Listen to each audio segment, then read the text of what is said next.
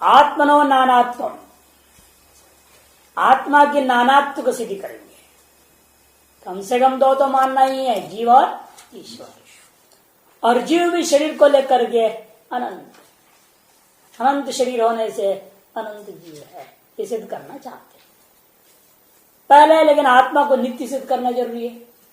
ये तो सिद्ध हो गया, आत्मा ज्ञान का आधार, आनंद रूप नहीं है, ज्ञान रूप नहीं है, सुख रूप नहीं है, सिद्ध करती है।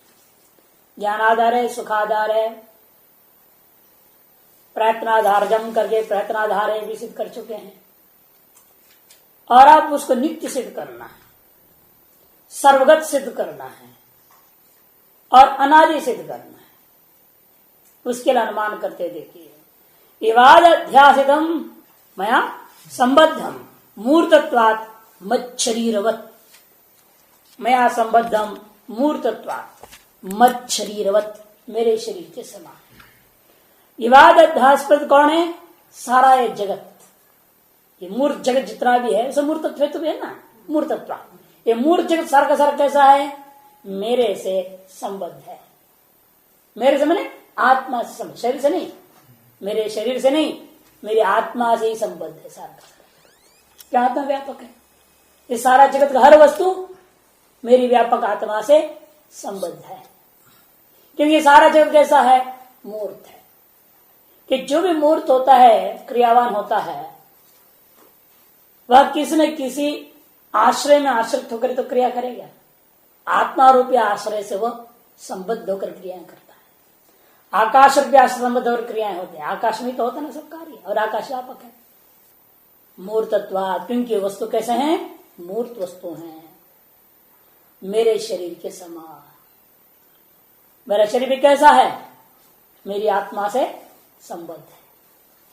ये जो शरीर है आपके अपने आत्मा संबद्ध है ना, तभी तो कहते हैं मेरा है ये। मेरा कैसे कह दोगे?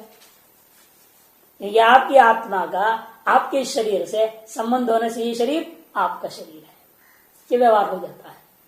यथा तथा ये सारा जगत भी हमारा ही है। ऑन पेपर से ये लीगली नहीं, कॉन्स्टिट्यूशन के अनुसार, शास्त्र के अनुसार है। शास्त्र के अनुसार ये सारा हमारे यही है, क्योंकि हमारे आत्मा संबद्ध है मच्छरीरवत। जैसे शरीर आपका होने से, आपसे संबद्ध होने से आपको आप मानते मेरा शरीर है, तो सारा जगत भी आपके आत्मा संबद्ध होने से सारा जगत भी आपका ही है, आपके वजह से ही है, आपके लिए ही है ना। Just like our democracy, Christians वही बोलते हैं, क्रिश्चियंस ही बोलते हैं मेरी खुशी के लिए। वो तो मेटरिस्टिक बात बोल देते हैं ना, केवल एंजॉयमेंट के लिए बोल देते हैं। लेकिन हम लोग तो इतना नहीं बोल रहे, हमारे वजह से ही है ये, मेरे लिए इतना ही नहीं है, मेरे वजह से ही बना हुआ है। मेरे कर्म ना होता तो जगत ही नहीं होता। जीवों के कर्म की वजह से जगत है। से जो जगत से आपसे संबंध है वो आपके कर्मों की वजह से है। हमारे कर्मों की वजह से आप लोग हमारे संबंधित है, मानना पड़े प्रारब्ध कर्म वजह से, और आपके प्रारब्ध से हमारे जैसे आपको मिल रहे हैं, दोनों की तरफ से है ना, दोनों तरफ घटाना पड़ता है। इसलिए कहते हैं सारा जगत जो मूर्त है वो मेरी आत्मा से संबद्ध है, मूर्त होने से मेरे शरीर के समान। यदि नित्यत्व, इससे क्या सिद्ध हो गया? वो आत्मा सर्वगत है। सर्वगत जो है वो नित्य है, जो नित्य है सो अनादि है। इसलिए सर्वगत तो सिद्ध करने में से सारा चीज सिद्ध हो गया अपने आप। जो व्यापक होता है वो विनाश हो नहीं सकता उसका, है ना। परिच्छिन्न वस्तु जो होगा वही विनाशी होता है। जो व्यापक है, जो अपरिच्छिन्न है, वो तो अविनाशी है, अतएव नित्य है। और सर्वगत होने से नित्य हो गया, नित्य होने से ये भी हो गया अनादि है। यदि उत्पन्न होता, शादी होता, वो भी विनाशी हो जाता। इसे मानना पड़ेगा अनादि भी है। इस प्रकार से सर्वगतत्व सिद्धि द्वारा नित्यत्व और अनादित्व को भी सिद्ध कर दिया गया। इस नित्यत्व अनादित्व सर्वगतत्व सिद्धि ही। तब पूर्व पक्षी यहाँ कुछ कहता नहीं है, कोई उपाधि दोष दे नहीं रहा है, मान रहे क्योंकि सबको अपेक्षित है आत्मा व्यापकता, आत्मा की व्यापकत्व, आत्मा की नित्यत्व, आत्मा के अनादित्व तो सभी चाहते हैं। इसलिए यहाँ कोई पूर्व पक्ष नहीं है इस मामले में। तस्य च अनेकत्व, इन वह आत्मा जो नित्य व्यापक है और अनादि है, ज्ञान आधार है, सुख आधार है, प्रयत्न आधार इत्यादि है, वह अनेक है। क्यों? व्यवस्था अन्यथा अनुपपत्ति है। क्योंकि जीवों की जो व्यवस्था हम देख रहे हैं, गरीब अमीर सुखी दुखी सब है, कोई कुछ बना हुआ है। कोई चाहता बनना, नहीं बन पाता, कोई नहीं चाहता, इसको बना दिया जाता है। सब हो रहे हैं ना उल्टा पलटा काम। ये लॉजिक ठीक नहीं है ना स्वामी। ये लॉजिक तो ठीक नहीं है। क्यों? जो व्यापक है वो सर्वांतर्यामी है, सर्वगत है, वो अनेक कैसे हो सकता है? हाँ, यही तो है। पता है क्या है? शरीर संबंधात यथा व्यापक एक आकाश अनेक घट संबंध से अनेक आकाश व्यवहार हो जाता है। तो वो वेदांत से अलग नहीं है, है? वेदांत से अलग नहीं है, लेकिन अंतर है वेदांत से। लेकिन वेदांत क्या कहता है? वो जीव ब्रह्म ही है ना। घटाकाश आकाश ही है। लेकिन हम कहते हैं घटाकाश में घट के कारण से परिच्छेद आ गया है। परिच्छेद का सारा असर उस पर करता है। इसे घट को सूंघेंगे, घटाकाश में दुर्गंध सुगंध होता है कि नहीं होता? घटाकाश में सुगंध महसूस होता है। वो तो उपाधि की वजह से आ गया ना, मैंने उपाधि की वजह से उसमें आ गया, तो ये शुद्धाकाश से अंतर पड़ेगा कि नहीं पड़ गया? तो उसी प्रकार से यहां पड़ भी गया। शरीर मन आदि उपाधि की वजह से ये जो जीवात्मा ये भोगी हो गया, बंधन में आ गया, और वो शुद्ध आत्मा बंधन में नहीं है, मुक्त स्वरूप है। दो आत्मा हो ही गया। तो सर्वगत नहीं हुआ। क्यों नहीं हुआ? आकाश के सर्वगत मिटा कहां कर भी? यदि आकाश के सर्वगत नहीं मिटता है, अनेक उपाधियों को लेकर के अनेकत्व आने पर भी उसकी एकत्व मिटता नहीं है। वही बोल रहा हूँ। तो फिर वेदांत से अलग नहीं है। फर्क इतना है ना, लेकिन फिर भी अनेकत्व में भी सत्यत्व है, एक में भी सत्यत्व है। एक भी सत्य है, अनेक भी सत्य है, लेकिन उनके अनेक मिथ्या हो गया। वेदांत में अंतर पड़ गया ना। सभी मने वेदांति को छोड़कर बाकी सब वेदांति जैसा अनेक मानने पर उस अनेक में सत्य तो मान लेते हैं। बंधन भी सत्य है, मुक्ति भी सत्य है। वेदांत में बंधन भी झूठा है, मुक्ति भी झूठा है। बहुत अंतर पड़ रहे हैं सारी बातों में। देखने में एक जैसा बोलते हैं, सारी बात सिद्धि एक जैसा हो रहा है, लेकिन जब वस्तु के स्वरूप में पहुंचेंगे, स्वरूप में अंतर कर देते हो। तस्चा नहीं करता। और ये भी वही सब सारी वही लेंगे, द्वास प्रणास अजाम एकम यही सारे श्रुति लाएंगे। देखिए अभी सारी आएगी बात। ये भी श्रुतियों के आधार पर ही बोलते हैं, और श्रुतियों का लक्ष्यार्थ नहीं लेंगे ये, क्योंकि अभी उस पर विचार होगा। हम क्यों लक्ष्यार्थ लें? लक्ष्यार्थ क्यों? जब मुख्यार्थ अबाधित है, लोक प्रसिद्धि है, अबाधित भी है, तो हम क्यों लेंगे लक्ष्यार्थ? और कई बार औपचारिक जो व्यवहार होता है, ऊपर अनादिकाल से किसी बात के लिए औपचारिक प्रयोग हो गया है, जो वो आज भी वही चलते रहेगा। उससे मुख्यार्थ होना कोई जरूरी नहीं है, और मुख्यार्थ को बाधे बिना भी प्रयोग हो जाएगा औपचारिक व्यवहार। बहुत सारी चीज अनादिकाल से चले आया, व्यवहार चल रहा है, अब भले वो गलत है, लेकिन वही आपके लिए सही है। दृष्टांत देंगे मीमांसा का भी, यह वराते शब्दों को लेकर विचार करेंगे, सारे विचार आएगा आत्मनानात्म प्रकरण में। देखिए, अनिर्वचनीयत्व निराकृत है, जीव भेद है, अविप्रतिपत्तिश्च। क्योंकि आपके में सब कुछ अनिर्वचनीय था, लेकिन यहां पर हमने अनिर्वचनित को पहले खंडन कर चुका हूं। सतो असतो भासमान योगात, सतो बाद योगात जो व्याख्या आपके निर्वचन तो इसका खंडन कर चुके हैं। दोनों वजह तो व्यागत दोष आ रहा है। अतएव जब अनिर्वचनित खंडित हो गया, तो जीवकृत भेद, जीवगत भेद में कोई भी प्रतिपत्ति नहीं रह गई, विवाद नहीं रहा, संशय नहीं रखा, कहानी खत्म हो गई। क्योंकि एकमात्र वेदांति में बाकी सब अनेकत्व मानते ही हैं, और वेदांति जिसके आधार अनेकत्व को मिथ्या कह रहा है, वो आधार क्या है? अनिर्वचनीयता। वो अनिर्वचित खंडन जब कर दिया, जीव की नाना तो सिद्ध हो गया स्वतः। अच्छा, इतना ही नहीं, श्रुति भी हमारे समर्थन में है। कौन सी? द्वा सुपर्णा सविजा सखाया समानम वृक्षम परिशस्वजादे तयोरन्य विप्लम स्वाद भक्ति अनष्टन अन्यो अभिचाकशी की खंडकोपनिषद। यदि श्रुदय है, इसका अर्थ क्या? वो भी सुनिए। हाँ, आप अपने वेदांति कुछ और मत बोलो बीच में, इसलिए कहते हम अपना अर्थ बता रहे हैं। हम अपने अर्थ बताएंगे पहले आपको, फिर इस अर्थ में गड़बड़ी हो तब आप बोलना।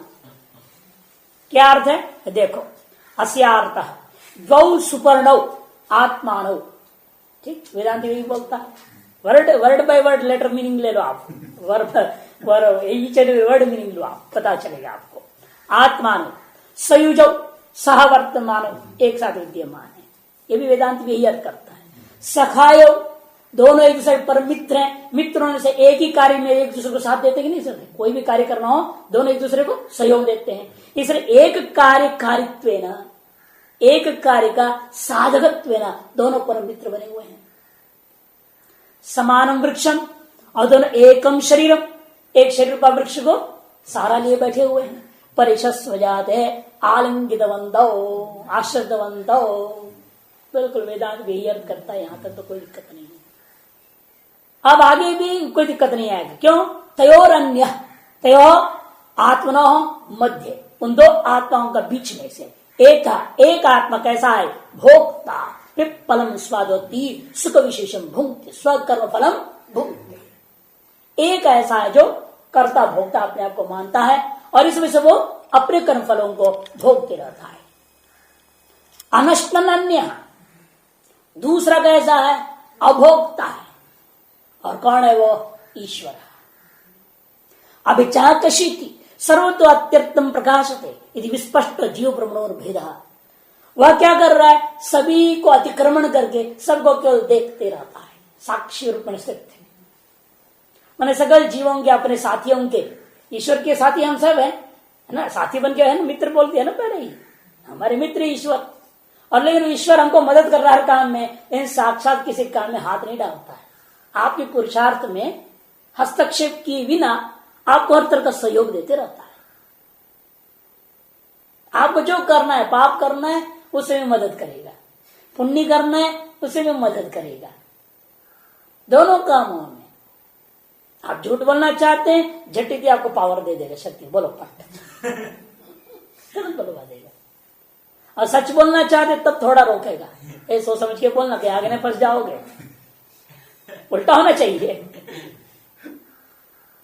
लेकिन परमात्मा विचित्र माया है, और ऐसे ही करवाता है सबसे। तभी चाकशीति सर्वतो अत्यात्म प्रकाशते, और सारे विषयों को वही ईश्वर के सहायक सहयोग से हम लोग प्रकाशन कर लेते हैं। इति स्पष्ट है ना मंत्रार्थ, कहीं कहीं समस्या नहीं। स्पष्टो जीव ब्रह्मणोर वेद, जीव और ब्रह्म कभी सिद्ध हो गया इस मंत्र से। इतना ही नहीं, एक और मंत्र भी देते, श्वेता मंत्र भाग का, ये तो बराबर भाग का ना, मुंडक से मंत्र भाग का देंगे। अजाम एकाम लोहित शुक्ल कृष्णाम, क्योंकि आर्य समाज नहीं मानते ब्राह्मण भाग के उपनिषदों को। हाँ, वो तो अर्ध कुकुटांड न्याय वाले लोग हैं वो। एक वेद पे से आधा वेद तो मानेंगे, आधे वेद पे नहीं मानेंगे। जैसे एक अंडे को काट दिया और कभी आधा बच्चा देगा और आधा खाएंगे, वैसे आर्य समाजी वेद के ब्राह्मण भाग को नहीं मानते, मंत्र भाग को मानते हैं। इस ऐसे लोग मंत्र भाग के उपनिषदों को भी हमें प्रमाण देना पड़ता है। इसे उनको कह रहे हैं, देखो भाई, अजामे काम लोहित शुक्ल कृष्णाम भवि प्रजा सृजमानाम स्वरूपाः अजो हे को जशमाणो अनुषेदे जहात्येना मुक्त भोगाम अजोन्यः। अजामे काम लोहित शुक्ल कृष्णाम, पहले जीव और ईश्वर भेद को नहीं बोलेगा। इस मंत्र में पूर्वार्ध क्या है? प्रकृति का वर्णन होता है। एक प्रकृति नाम की चीज है जिसको वेदांत माया कहता है, दूसरा को अलग अलग नामों से कहा करते हैं। अजाम एक काम, वो एक है, प्रकृति अनेक नहीं होती है। और कैसी है? लोहित शुक्ल कृष्णा, लोहित मैंने रजगुण, शुक्ल मैंने सत्वगुण, कृष्ण मैंने तमोगुण रूपा है, त्रिगुणात्मिका है। भवि प्रजा सृजमान नाम, अतः पुण्य पाप और मिश्रित कर्मों से युक्त है। पुण्य पाप और मिश्रित कर्मों की राशि उस प्रकृति में छिपा हुआ है, जिसकी वजह से सारे जगत को पैदा करते रहते। उन्हीं कर्मों के सारे जगत को पैदा करते हैं। योग सूत्र के आधार पर योग में शुक्ल कृष्ण लोहित कहते हैं पुण्य पाप और मिश्रित कर्मों को। योग सांख्य के अर्थ पर अर्थ ले सकते हैं, बाकी के अर्थ में सत्र स्तंभ ले लेना। तीन वजह से भिन्न वह कैसी है? एक अदृष्ट राशि विशेष है जो कि क्या कर रही है सदा, कहते बहुवी प्रजा, बहुत सारे प्रकार प्रजाओं को पैदा करती है। कैसे कैसे, स्वर्गीय, नारकीय, मानवीय, 3 लोगों के मुताबिक उनके लिए आवश्यक बुद्धा, घोड़ा, बिल्ली सब यहां बनाते हैं ना। केवल मनुष्य, मानवीय से तात्पर्य मानव संबंधी जितने भी है, मानव और मानव संबंधी, मानव का आवश्यक जितने भी है, सांप भी मनुष्य के लिए जरूरत है,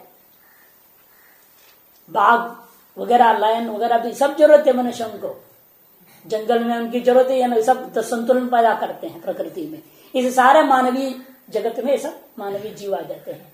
इस तरह से स्वर्गीय, मानवीय, नारकीय नामक 3 प्रकार का होने से कहते बहुवी प्रजा सृजमानाम स्वरूपाः, और उन सबको कैसे पैदा कर रही है, वो त्रिविध जगत की जो सर्जन जो करती है उनको सदृश बना देती है, माने सबको कर्माधीन नचाती रहती है। ये सब एक ही है, यहां से ब्रह्मा तक, जैसे वेदांत में भी कहते हैं आगे ब्रह्म लोक पर्यंत सब एक ही हाल में डूबे पड़े हुए हैं। अजो ही एक, उनमें अब ये सब बनाए प्रजाओं में से क्या कर रही हो, अजो ही एक को, एक ऐसा आत्मा है जो शमाणो अनुष्यते, जिन विषयों को भोग करके अज्ञान में पड़ा हुआ रहता है। और दूसरा जहाती ये ना, दूसरा इस प्रकृति को भोगता नहीं, प्रकृति को त्याग देता है, त्याग करके भुक्त भोगा मजोन्य, दूसरा जो अज है पुरुष है वह भुक्त भोग हो करके, सकल भोग भोग किया हुआ इसके समान हो करके मुक्त पुरुष है, बद्ध पुरुष, मुक्त पुरुष, ये व्यवस्था। इससे भी बद्ध पुरुष जीव हो गया, मुक्त पुरुष ईश्वर है, जीव ब्रह्म भेद सिद्ध हो गया। इतिवत न च श्रुति प्रतीतो अन्यथा भवितुम अर्हति। हाँ, वेदांति को बोल रहे हैं, अब यहाँ पर एक अंश कल्पित है, ये है वो है, ये मत बोलो। ये श्रुति से प्रतीत जो सुस्पष्ट अर्थ है उसको तोड़ मरोड़ करके लक्षणापुषणा करके अद्वैतवाद सिद्ध करने की चेष्टा नहीं करना, उसको अन्यथा भवितुम न अर्हति। तब वेदांति कहेगा हमें तोड़ना तो पड़ेगा ही इनका अर्थ को। क्यों? क्योंकि हमारे दूसरे भी तो मंत्र है ना, वो मंत्र कह रहे हैं अद्वैत है। कौन से? नेह नानास्ति किंचन, नानात्व को निषेध कर रहे हैं। तुम नानात्व का सिद्ध कर रहे हो, कहते तुम उन पंक्तियों का अर्थ नहीं समझ रहे हो। वैशेषिक वेदांति को पढ़ाएगा, कहेगा कथम तरी नेह नानास्ति किंचन इति मृत्यु हो समृत्यु में आपनोति यह नान्य व पश्यति च। प्रदान कर कठोपनिषद में क्यों कहा गया खत्म तर रही, ये कैसे कह दिया? न यह नानास्ति किंचन, यहाँ द्वैत या अनेकत्व नाम का जिस कुछ भी नहीं है। वह व्यक्ति जो यहाँ पर नाना के समान भी देखता है, नाना इव पश्यति। इसको एक कथाकार ने बताया, जो व्यक्ति नाना का दर्शन करेगा वो मृत्यु से मृत्यु को पार कभी नाना का दर्शन नहीं करना, दादा का दर्शन करना। ये कह रहा ये नाना ये कथाकार लोग व्यंग्य कर देते हैं। यहाँ नाना में अनेकत्व, हाँ, माँ की पिताजी नहीं है। जो यहाँ पर जो है अनेकत्व के समान में नाना इव पिच्छेद पश्यति स मृत्यु मृत्युम आपनोति, यह मृत्यु तो शरीर तो है ही है, इससे घोर अंधकार नरकादि में चला जाएगा। शिलिंगात इन लिंगों से मालूम होता है कि जो है अद्वैती सही है, और इन सारे द्वैत मंत्रों को अद्वैत पर घटाना पड़ेगा, इनमें किसी न किसी एक को मिथ्या माननी पड़ेगी। तो कहते हैं न, ऐसे नहीं है। नानात्व अदर्शन है तद्भाव उपचार, बल्कि ये कहना है यहां पर नानात्व जो नहीं देखता है उसका ऐसे दोष होते हैं, क्या औपचारिक प्रयोग, मृत्यु से मृत्यु को पालेगा। नानात्व अदर्शने तद्भाव उपचार, ये कह रहे। कैसे बात निकालते हैं देखिए कि यह श्रुति वाक्य आत्मा में के नानात्व निषेध क्यों करता है, या दूसरे नानात्व दर्शन की निंदा क्यों करती है श्रुति। इस प्रश्न का उत्तर देता है ज्ञानाधरत्वादि रूप से आत्मा में एकता स्थापित है, कि आत्मा एक भी है अनेक भी है। पहले बोल रहा था ना, एकत्व कैसा, एक आत्मा कैसा है, ज्ञानाधारत्व एक है और शरीरावच्छेद है ना अनेक। इस बात को नहीं जो जानता, वो जो वास्तव में आत्मा को नाना तुका देता है, वो मूर्ति हो मृत महाप्राप्ति। जो लेकिन ज्ञानाधारत्वेन आत्मा को एक मानता है और शरीरावच्छेदेन आत्मा को अनेक मान लेता है, वही व्यक्ति बुद्धिमान मोक्ष पालेगा। आपको ऐसा आश्चर्य लगता है, लेकिन ये जो कह रहे हैं वेदांत की बहुत नजदीक बात बोल रहा है। सृष्टि दृष्टिवाद के वेदांतियों में यही तो कहते हैं, सब कुछ आत्मा ही है, ब्रह्म दृष्टिया सब कुछ एक है, दृश्य दृष्टिया अनेक। ये तो कहते, लेकिन आप इसको एक सीढ़ी मान के दृश्य को बांधना चाहते हैं अजातवाद में जाते हुए, है नहीं? अजातवाद जब पहुंचेंगे तभी दृश्य को बाधे में तो जा नहीं सकते, लेकिन सृष्टि दृष्टिवाद की अवस्था में ये तो मानना पड़ेगा।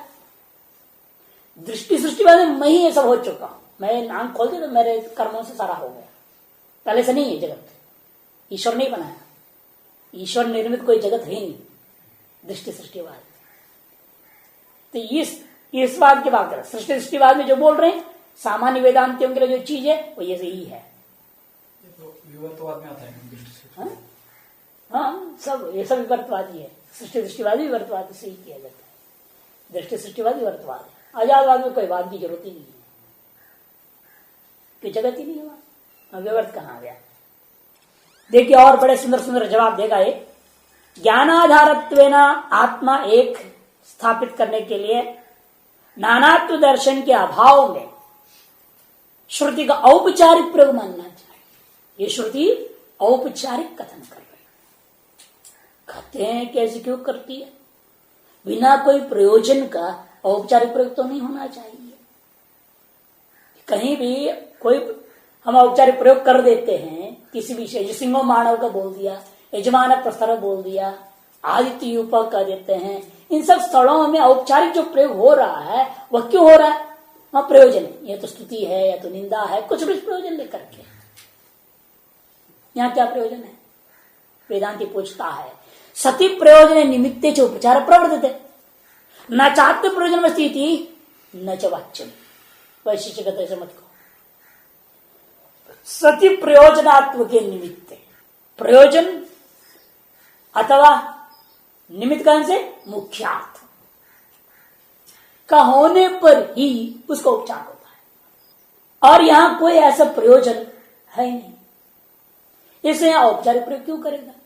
यह न्यायावस्थित किंचन इत्यादि मंत्रों में ये वेदांति पूछा, ये कहीं कोई ना कोई प्रयोजन हो या मुख्यार्थ आपको ज्ञात है वो यह संभव नहीं है, तब औपचारिक बोले। जैसे आदित्य यूपा है, आप जानते हैं सूर्य क्या है, और एक लकड़ी का डंडा थोड़े है, बाधित हो रहा है तो औपचारिक अर्थ मान लेते हैं। मुख्यार्थ आप जानते हैं, अतएव मुख्यार्थ वर्तमान वाक्य बाधित हुआ तो उस वाक्य में औपचारिक व्यवहार हो गया।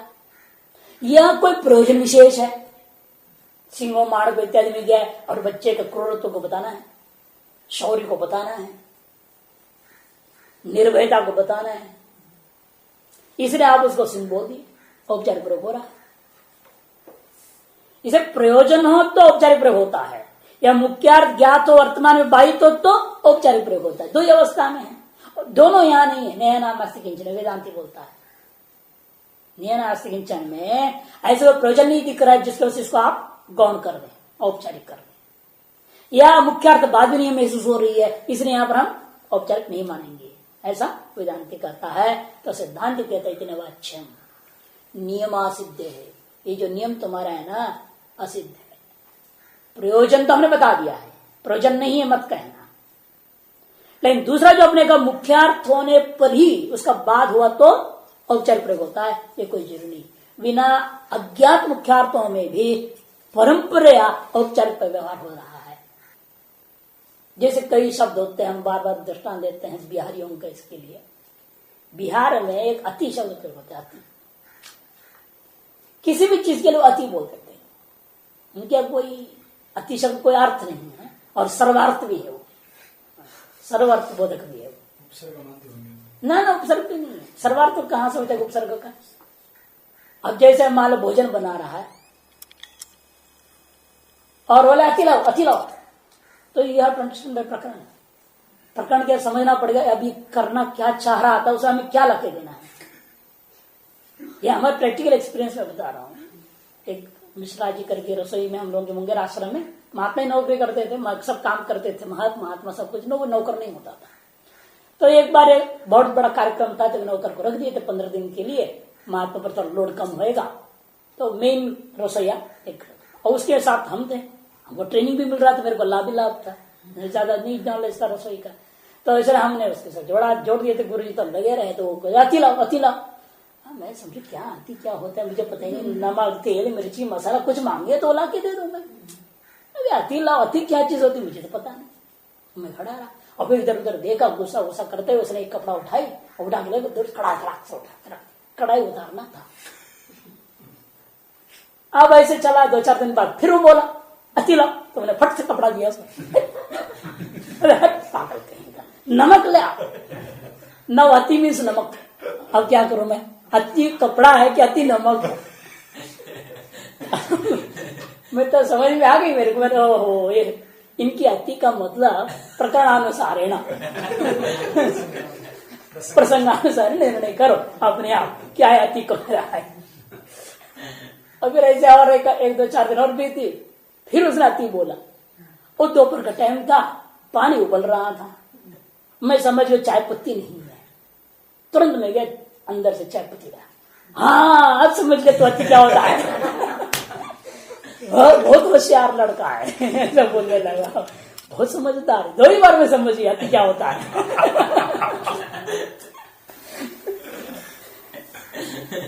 अब परंपरा है, वो अति शब्द का ऐसे व्यवहार होता है बिहार में, क्या करें। अब औपचारिक व्यवहार है ये, अति का कोई मुख्य अर्थ तो है ही नहीं, सदा औपचारिक ही प्रयोग होना है शब्द का। ऐसे हर भाषा में कुछ न कुछ मिलता है आपको, आप ढूंढेंगे ना, हर भाषा में ऐसे शब्द हैं जो कि परंपरा प्रयोग होता है, जिसका कोई मुख्य अर्थ होता ही नहीं, गौण अर्थ में सदा प्रयोग करना पड़ता है। उसी प्रकार यहां पर भी कहते हैं, आपका नियम इसलिए सिद्ध नहीं होता है कि लोक में क्या, वेद में भी शब्द है, जैसे यव शब्द है, वराह शब्द है, इसका अर्थ क्या है।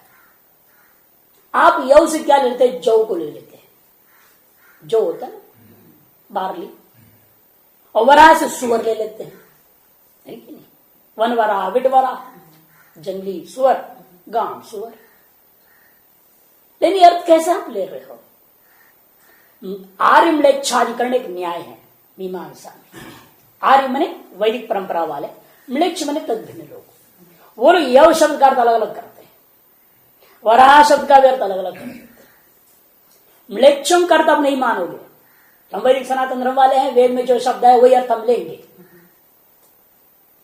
इन व्युत्पत्ति से भी अर्थ अलग हो जाता है। वरम आह इति वराह, वरम आह इति वराह, अतः वरम श्रेष्ठम आह इति वराह।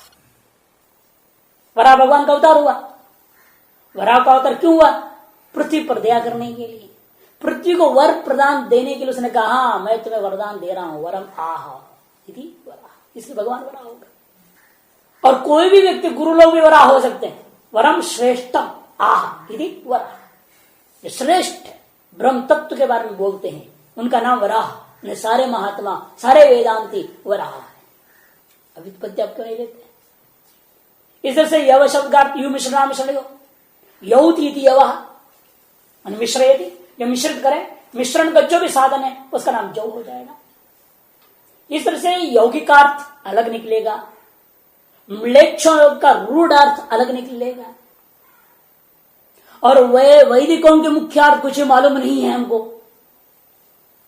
तो फिर भी वेद में क्या कर लिया, आर्यों की प्रसिद्धि के आधार पर, सनातन धर्म के अनुयायियों की प्रसिद्धि के आधार पर आपने क्या कर लिया, यह सबसे जौ को ले लिया हवन करने के लिए, और वराश से सुअर को समझ लिया। मुख्यार्थ अभाव औपचारिक से प्रसिद्धि स्यात्, यव वराह शब्देषु यथा तथा अत्रापि नानात्वम इत्यादि औपचारिक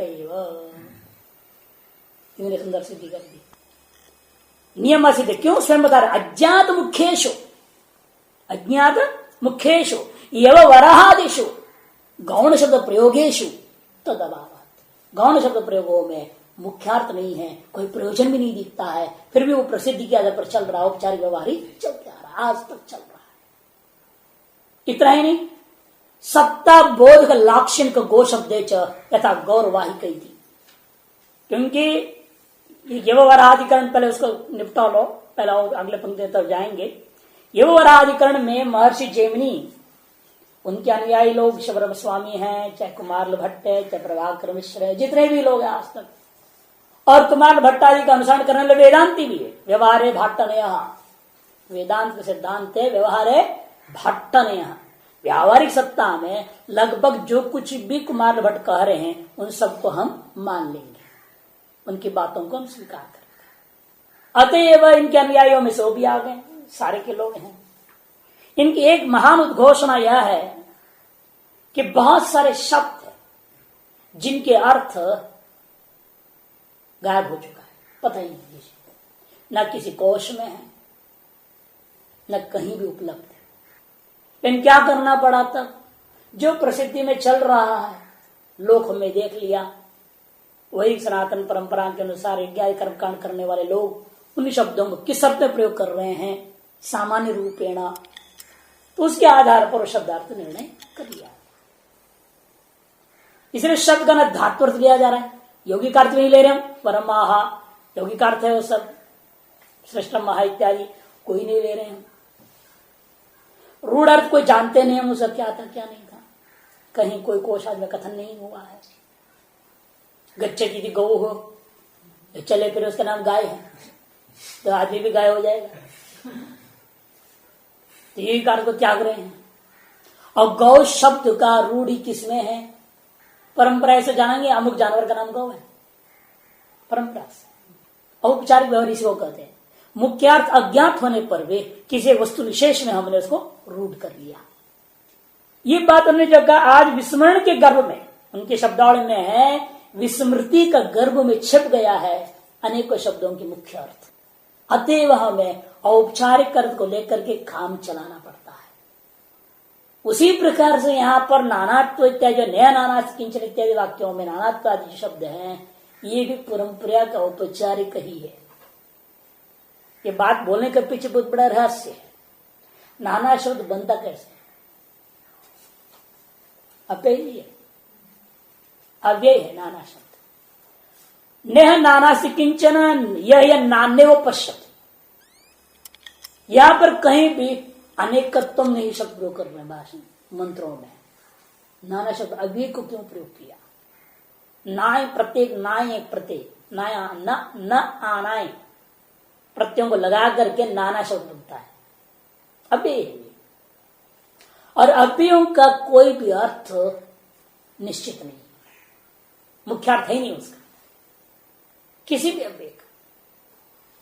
जब प्रकरण आदि और अधिकतर प्रयोगों के आधार पर हम लोग सामान्य अर्थ बोध करा देते, और यद्यपि वास्तव में विचार करके देखो, व्याकरण में क्या कहा गया, धातुओं का भी वास्तव में कोई अर्थ नहीं होता।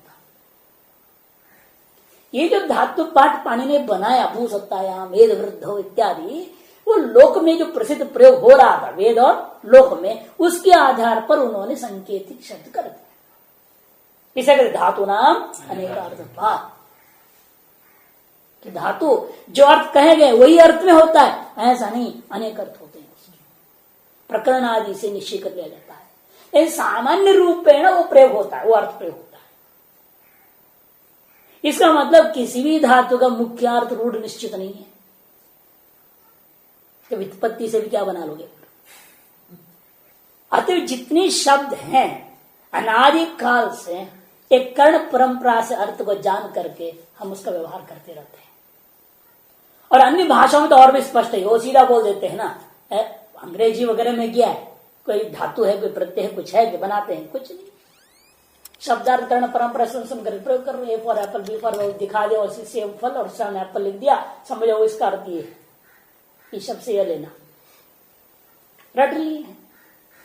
और पढ़ते पढ़ते खूब अनेकों ग्रंथ पढ़ना पड़ता है, इसीलिए आया बचपन से अंग्रेजी सीखी जाती। क्यों, इधर बहुत पुस्तक पढ़ता है ना अंग्रेजी मीडियम से, पढ़ते पढ़ते उसको अंग्रेजी आ जाती है। और बहुत सारे शब्द हम लोग प्रयोग भी करें जिसका अपने खुद को अर्थ मालूम नहीं। अंग्रेजी का यह हाल है, प्रयोग कर दिया लेकिन अर्थ तो पता नहीं। कोश ढूंढो, कोश में देखो क्या अर्थ है इसका, और उनके कोश में बढ़ते रहता है।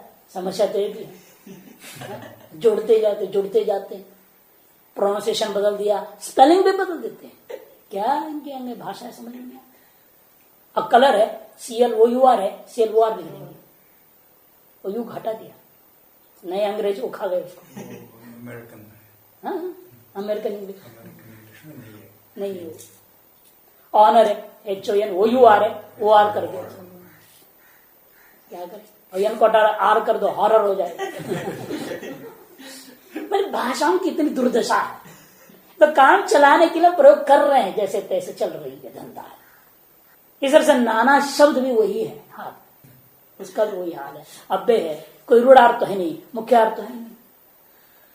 अच्छा औपचारिक अर्थ माननी पड़ेगी, अर्थ मानना है जो कर्ण परंपरा जो प्राप्त हो रहा वही अर्थ हम लेंगे ना, हम लक्षण क्यों करेंगे फिर? इसे जहां लक्षण भी तो उसको भी दिखा रहे, देखो सत्ता बोधक लाक्षणिक गो शब्दे च यथा गौरवाही कही थी। गौण प्रयोगों में कोई प्रयोजन है मुख्य अर्थ की अवस्था निश्चित करने के बाद एक और बात कह रहा है विशेष, सत्ता विशेष का बोधक है कौन? गो शब्द के द्रव्य का लक्षण क्या है? सत्तावत्तम द्रव्यत्वम। क्योंकि व्याकरण में द्रव्य का क्या किया? प्रादेव असत्व सूत्र पढ़ा है ना आपने, प्रादेव असत्व। असद्रव्य का क्या करते हैं? अद्रव्यार्थ। द्रव्यम किम तो मालूम नहीं था, अद्रव्यार्थ में क्या प्रयोग करोगे प्रादियों को तुम? सूत्र पढ़ लिए, लगो के आचार्य हो गए सब। वहां का जैसे क्रिया सत्तान्वयित्व द्रव्यत्व, क्रिया और सत्ता संयुक्त का नाम द्रव्य, और उसको यहां ले रहे सत्तांश मात्र बोले सत्तावत्तम द्रव्यत्व। अरे जो भी सत्तावन है सब द्रव्य है, गौ भी सत्तावन है इसलिए भी द्रव्य है। लेकिन सत्तावन होता हुआ सत्ता विशेष उसे मानेंगे, मानव शरीर से भेद सिद्ध करने के लिए, अन्य अन्य शरीरों से भिन्नता लाने के लिए परस्पर भेद सिद्ध करने के लिए सत्ता विशेष मान लिया गया। गो निरूपित सत्तावत्तम गो निष्ठम भवति, मानव शरीर सत्तावत्तम मानव शरीर भवति, ऐसे बोलना पड़ता है। वही कहते हैं सत्ता बोधक है कोई भी शब्द है, इसलिए क्या है? दो प्रकार के शब्द है, एक सत्ता बोधक शब्द है और एक असत्ता बोधक शब्द है। सत्ता बोधक शब्द है, गो शब्द कैसे है? सत्ता बोधक शब्द है। प्रादि कैसे है? सत्ता बोधक नहीं है। जितने अपे हैं सत्ता बोधक नहीं होते हैं, इसे नानात्व पर आरोप है, तो नानात्व भी सत्ता बोधक नहीं है। सत्यमानंद ब्रह्म की ओर नहीं ले जा सकते उसको, अपे असत्ता का बोधक है, और गो शब्द सत्ता का बोधक है। और लाक्षणिक गो शब्द और उसको लक्षणा से युक्त कर दिया जाता है जब हम प्रयोग करते हैं गौरवाही का, माने गो शब्द को बैल अर्थ में ले गया। क्यों? ढोता कौन है? बैलगाड़ी को ढेगा कौन? कौन सी गाय? दूध देने वाली नहीं, दूसरी बैल, उसको बैल अब कहते हैं। संस्कृत में बैल कोई अलग शब्द नहीं है, गौ ही शब्द प्रयोग कर दिया। अब वहां गौ शब्द को क्या करना पड़ा? वाहिक में वहन करने वाला, वाहिक में वहन करने वाले गौ शब्द को आपको लक्षणा करनी पड़ती है। अर्थात सत्ता बोधक शब्दों का स्व संबंधी में लक्षणा किया जाता है, और जो सत्ता बोधक ही नहीं वो लक्षणा कैसे करोगे आप? तो नाना तो लक्षण नहीं हो सकता।